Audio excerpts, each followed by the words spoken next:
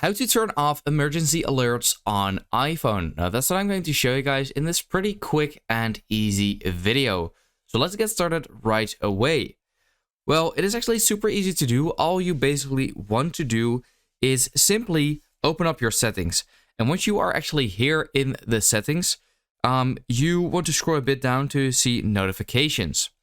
Now, if you click on there, you can see a couple of different notification settings, and you can see all the different apps over here. You want to scroll all the way down, and here at the bottom, you can actually see emergency alerts.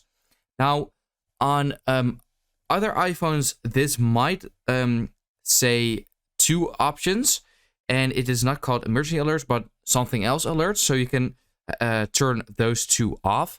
But for me, it says emergency alerts, and I'm just going to turn that off. And those are actually the same that I just mentioned. So if it doesn't say emergency alerts, but two other like options, it is just the same. Just disable those, and then you won't get any emergency alerts anymore. So yeah, that is basically it. And yeah, I hope this super quick video helped you out. Let me know in the comments if it did, and then I will see you next time. Have a good day.